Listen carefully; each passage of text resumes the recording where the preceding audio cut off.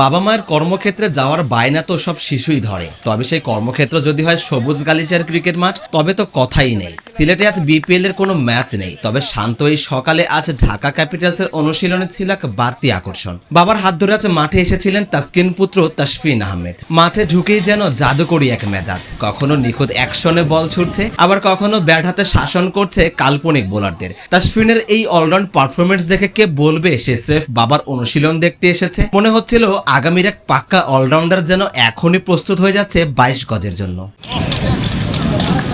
মাঠের এক কোণায় ঢাকা ক্যাপিটালসের টিম বয়দের সাথে তাসফিনের খুনসুটি মাতিয়ে রাখলো পুরো সকালটা। টিম বয়রাই যেন হয়ে উঠলেন তাসফিনের ব্যক্তিগত কোচ। কেউ হাত ধরে শিখিয়ে দিচ্ছেন কিভাবে ব্যাট ধরতে হয়, কেউ বা আবার আলতো করে বল ছুড়ে দিয়ে শেখাচ্ছেন ক্যাচ ধরার কৌশল। বাবার সতীর্থ আর সহকারীদের সাথে তাসফিনের সহজ মেলামেশা সিলেটের আবহটাই বদলে দিল। খেলার ছলে তাসফিন যেন আজ রপ্ত করে নিল ক্রিকেটের প্রাথমিক পাঠ।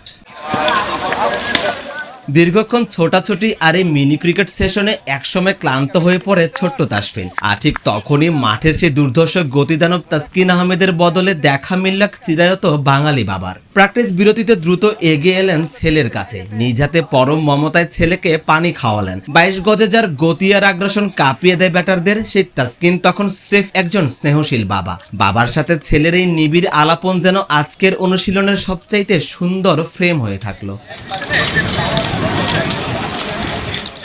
সিলেটের সকালে আজ কোনো 4 ছক্কার গর্জন ছিল না, কিন্তু ছিল এক বাবার ভালোবাসা আর এক ছেলের রঙিন স্বপ্নের হাতছানি। তাসফিন কি বড় হয়ে বাবার মতোই লাল সবুজের জার্সি গায়ে জড়াবে? উত্তরটা সময়ের হাতেই তোলা থাক। তবে আপাতত তাসফিনের এই দুষ্টুমি আর তাসকিনের বাবা সত্তা সব মিলিয়ে সিলেটের সকালটা হয়ে থাকলো ঢাকা ক্যাপিটালস পরিবারের জন্য এক সুন্দর স্মৃতি হয়ে।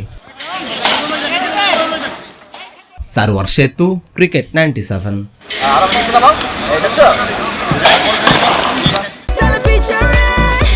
Next level, well done, side by side, free.